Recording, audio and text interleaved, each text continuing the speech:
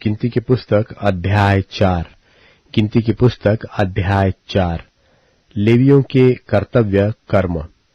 फिर यहोवा ने मूसा और हारून से कहा, लेवियों में से कहातियों की उनके कुलों और पितरों के घरानों के अनुसार गिनती करो, अर्थात 30 वर्ष से लेकर 50 वर्ष तक की अवस्था वालों की सेना में जितने मिलाप वाले तंबू में कामकाज करने को भर्ती है, और मिलाप वाले तंबू में परम पवित्र वस्तुओं के विषय कहातियों का यह काम होगा, अर्थात जब जब छावनी का कूच हो तब तब हारून और उसके पुत्र भीतर आकर बीच वाले पर्दे को उतार के उससे साक्षीपत्र के संदूक को ढांप दे।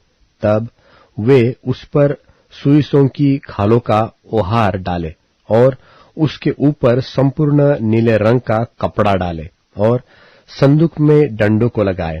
फिर भेंट वाली रोटी की मेज पर नीला कपड़ा बिछाकर उस पर परातों, धूपदानों, करवों और उंडेलने के कटोरों को रखे और नित्य की रोटी भी उस पर हो। तब वे उन पर लाल रंग का कपड़ा बिछाकर उसको सुइसों की खालों के ओहार से ढांपे और मेज के डंडों को लगा दे। फिर वे नीले रंग का कपड़ा लेकर दीपकों, गुलतराशों और गुलदानों समेत उजियाला देने वाले दिवट को और उसके सब तेल के पात्रों को जिनसे उसकी सेवा टहल होती है ढांपे। तब वे सारे सामान समेत दिवट को सुइसों की खालों के ओहार के भीतर रखकर डंडे पर धर दे। फिर वे सोने की वेदी पर एक नीला कपड़ा बिछाकर उसको सुइसों की खालों के ओहार से ढांपे और उसके डंडों को लगा दे। तब वे सेवा टहल के सारे सामान को लेकर जिससे पवित्र स्थान में सेवा टहल होती है नीले कपड़े के भीतर रखकर सुइसों की खालों के ओहार के ढांपे और डंडे पर धर दे। फिर वे वेदी पर से सब राख उठाकर वेदी पर बैंगनी रंग का कपड़ा बिछाए।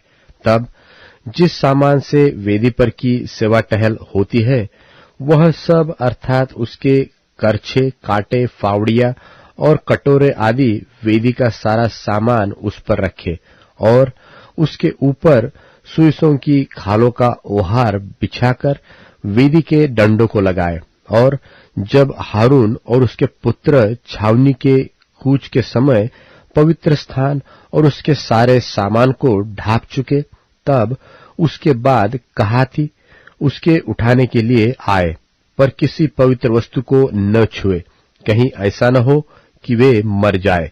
कहातियों के उठाने के लिए मिलाप वाले तंबू की यही वस्तुएं हैं, और जो वस्तुएं हारून याजक के पुत्र एलीजार को रक्षा के लिए सौंपी जाए वे ये हैं, अर्थात उजियाला देने के लिए तेल और सुगंधित धूप और नित्य अन्न बलि और अभिषेक का तेल और सारे निवास और उसमें की सब वस्तुएं और पवित्र स्थान और उसके कुल सामान।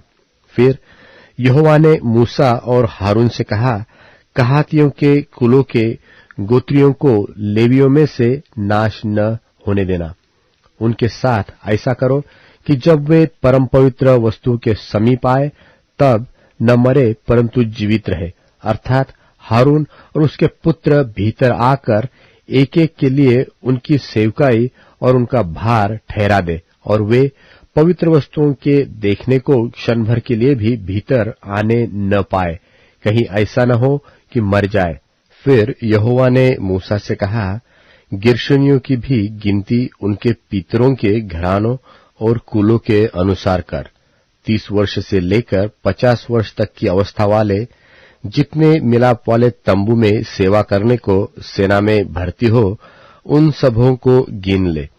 सेवा करने और भार उठाने में गेर्शोनियों के कुलवालों की यह सेवकाई हो, अर्थात वे निवास के पटों और मिलाप वाले तंबू और उसके ओहार और उसके ऊपर वाले सुइसों की खालों के ओहार और मिलाप वाले तंबू के द्वार के पर्दे और निवास और वेदी की चारों ओर के आंगन के पर्दे और आंगन के द्वार के पर्दे और उनकी डोरियों और उनमें बरतने के सारे सामान, इन सबों को वे उठाया करें।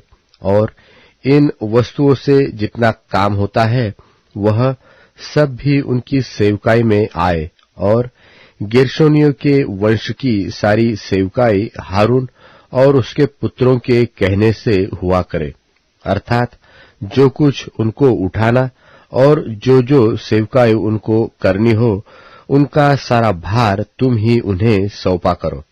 मिलाप वाले तंबू में गेर्शोनियों के कुलों की यही सेवकाई ठहरे और उन पर हारून याजक का पुत्र इतामार अधिकार रखे। फिर मरारियों को भी तू उनके कुलों और पितरों के घरानों के अनुसार गिन ले। 30 वर्ष से लेकर 50 वर्ष तक की अवस्था वाले जितने मिलाप वाले तंबू की सेवा करने को सेना में भर्ती हो, उन सबों को गिन ले। और मिलाप वाले तंबू में कि जिन वस्तुओं के उठाने की सेवकाई उनको मिले वे ये हो, अर्थात निवास के तख्ते, बेंडे, खंबे और कुर्सियां और चारों ओर के आंगन के खंबे और उनकी कुर्सियां, खुंटे, डोरियां और भांति भांति के बर्तन का सारा सामान और जो सामान ढोने के लिए उनको सौंपा जाए, उनमें से एक एक वस्तु का नाम लेकर तुम गिन दो। मरारियों के कुलों की सारी सेवकाई जो उन्हें मिलाप वाले तंबू के विषय करनी होगी वह यही है, वह हारून याजक के पुत्र इतामार के अधिकार में रहे। तब मूसा और हारून और मंडली के प्रधानों ने कहातियों के वंश को उनके कुलों और पितरों के घरानों के अनुसार 30 वर्ष से लेकर 50 वर्ष की अवस्था के जितने मिलाप वाले तंबू की सेवकाई करने को सेना में भर्ती हुए थे, उन सबों को गिन लिया। और जो अपने अपने कुल के अनुसार गिने गए वे 2750 थे।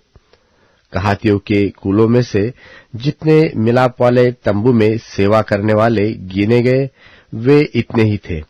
जो आज्ञा यहोवा ने मूसा के द्वारा दी थी उसी के अनुसार मूसा और हारून ने इनको गिन लिया।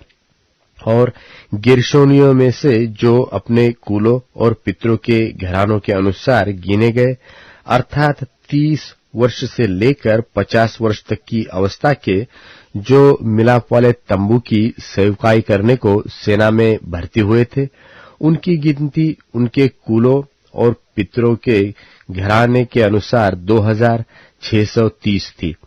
गेर्शोनियों के कुलों में से जितने मिलाप वाले तंबू में सेवा करने वाले गिने गए वे इतने ही थे। यहोवा की आज्ञा के अनुसार मूसा और हारून ने इनको गिन लिया।